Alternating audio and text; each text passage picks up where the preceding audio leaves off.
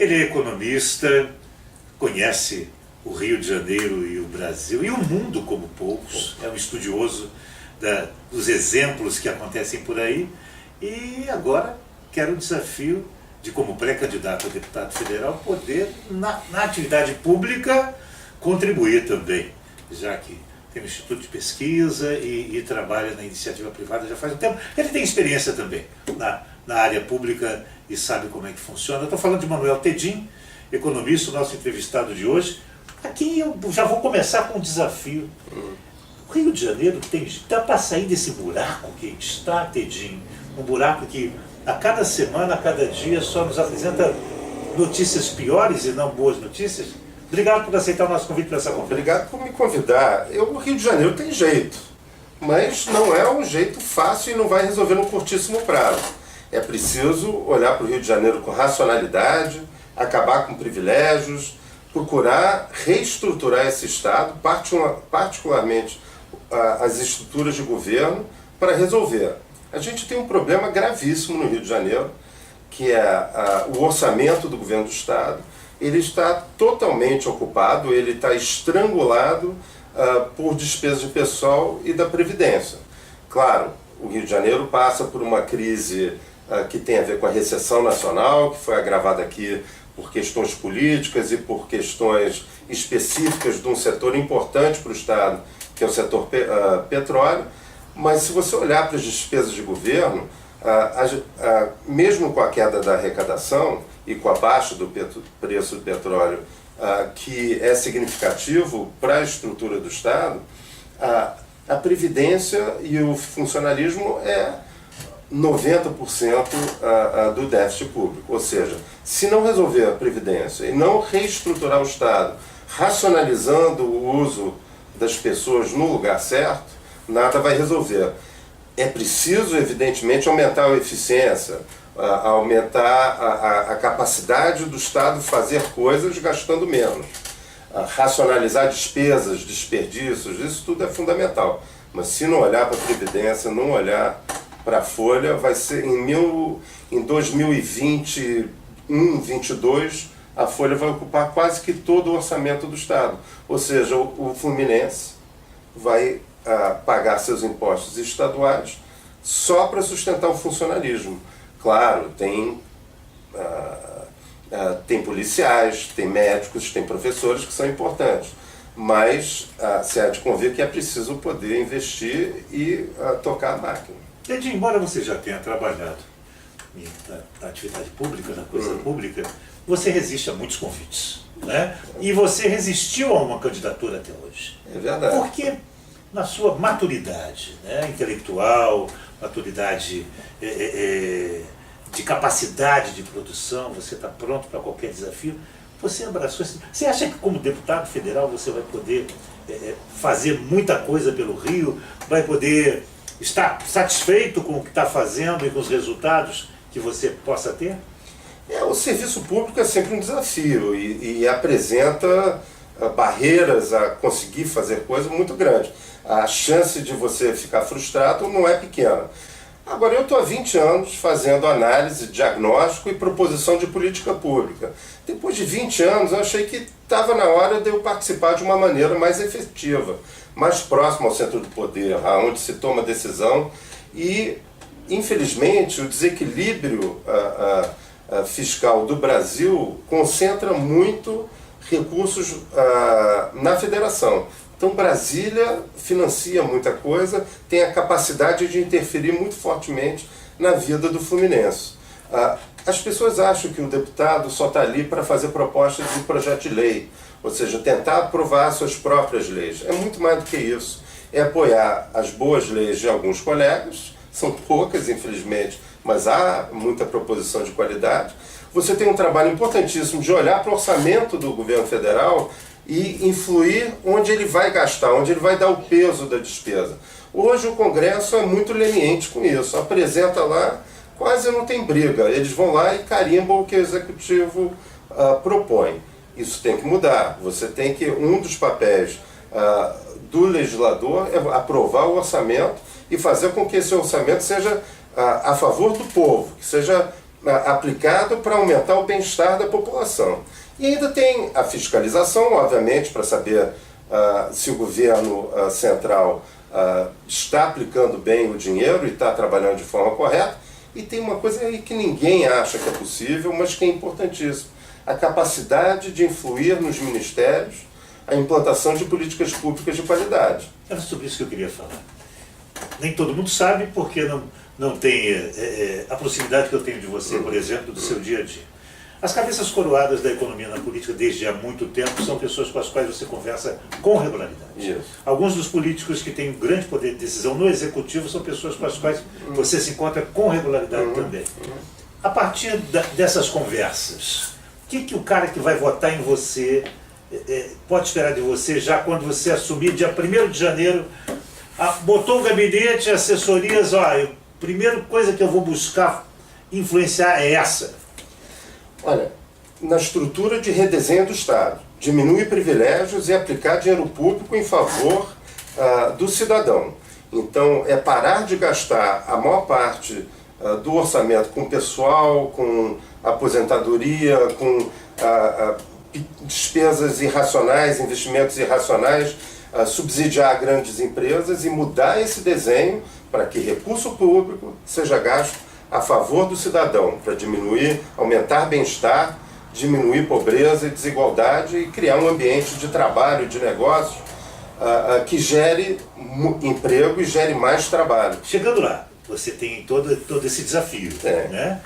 de fazer uma reforma, né, tributária do Estado, de trabalhar pela reforma administrativa do Estado e a dotação orçamentária. Não dá para mexer, porque, ao que me parece, fica todo o dinheiro em Brasília, e quando bate o imposto daqui para lá, ele volta desse tamaninho para cá. É exatamente isso.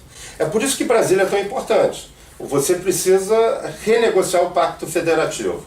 Quer dizer, o que acontece é que os municípios, principalmente o Estado, eles têm muitas obrigações e pouca renda. Então fica na mão do governo federal a decisão de para onde vai aplicar o dinheiro. Claro, tem um mínimo constitucional que tem uma regra fixa, mas o poder do governo central decidir aonde ele vai botar o dinheiro é muito grande. Você tem que acabar com isso, você tem que continuar com a responsabilidade nos municípios, porque é no município que as pessoas vivem, é onde as coisas acontecem, é no município. Você, então, ter obrigação no município é importantíssimo, mas junto com a obrigação tem que vir a receita. Então vamos tirar um pouquinho o poder do governo central e aumentar o poder dos governos locais. Isso certamente... E depois tem o seguinte: o cidadão está no município, ele esbarra com o prefeito. O presidente da República ele não esbarra nunca.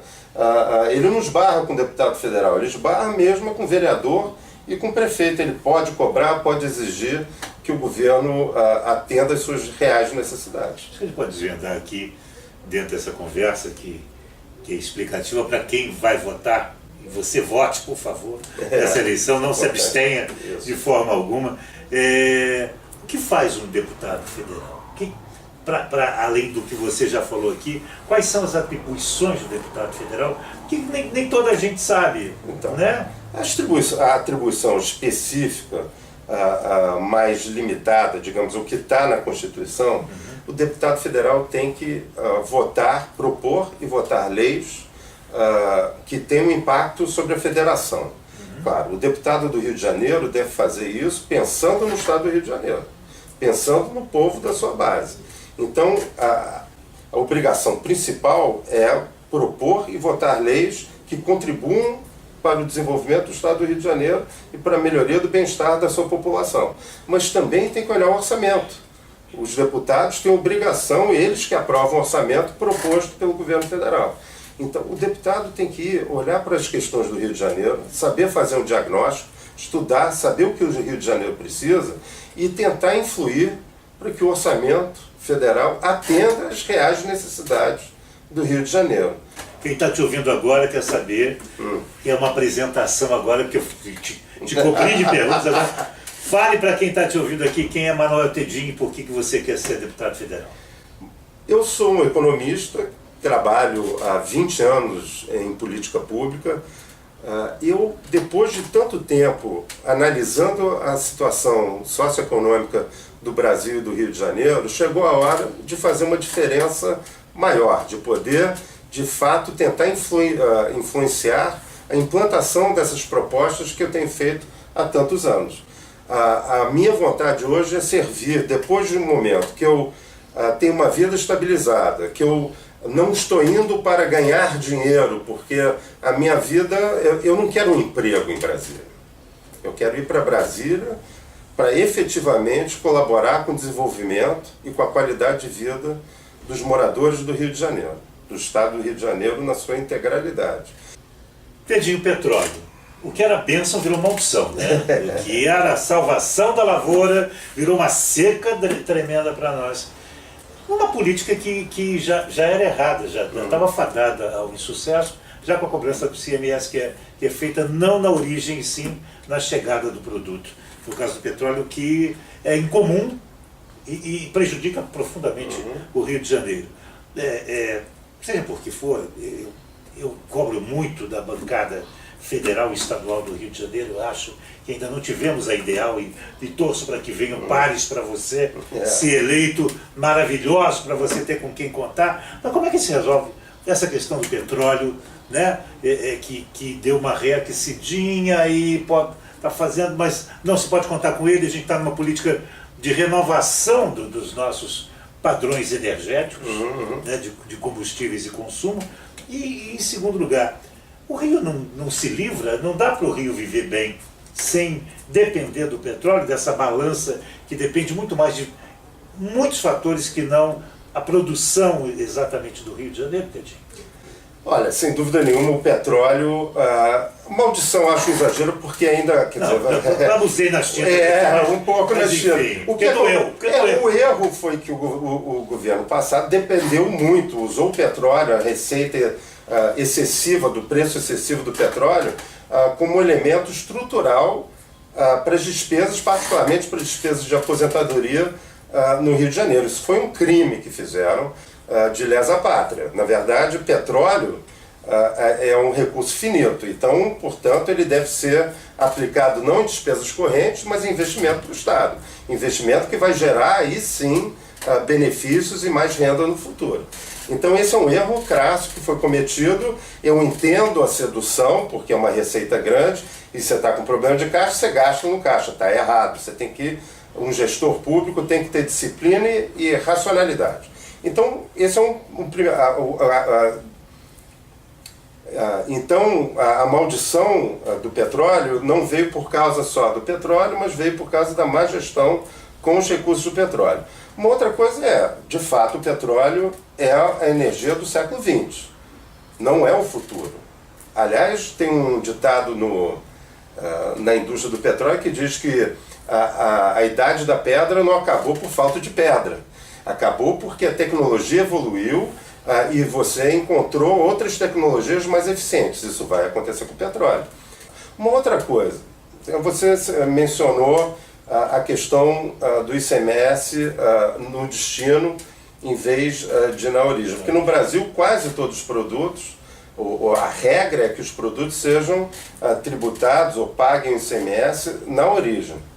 Agora, a verdade é que a gente tem que trocar isso para o Brasil e para todos os produtos. É muito mais racional o imposto sobre consumo ser feito onde o consumo é feito e não onde o produto é produzido. Onde você tem a produção, você cobra IPI. E a circulação de mercadoria, ela tem que circular quando ela acaba de circular. Você, obviamente, ela vai circular um pouquinho na origem também, mas o grosso tem que ser no destino. Então, isso eu sou a favor dessa reforma tributária, onde o imposto de valor agregado, que é o caso do ICMS, seja cobrado no destino, para tudo. O Rio de Janeiro é o estado que mais vai ganhar com isso, tá? Porque é um estado que consome muito e produz bastante, mas produz bem menos do que consome. Então, para o Rio de Janeiro isso é estratégico e para o Brasil isso é muito bom, inclusive porque acaba com a guerra fiscal. Conversamos com o Manuel Tedinho, ele que é economista, pesquisador de como funcionam as relações pelo Brasil afora, a começar pelo Rio de Janeiro, relações todas, não só as comerciais, e que é pré-candidato a deputado federal pelo Rio de Janeiro. Tedinho, obrigado por esse papo bom. Tem mais, tem outros aí. Bom. E até a próxima. Até a próxima. Obrigado, Walter. Obrigado a você. E até a próxima para você também. Muito próxima, hein?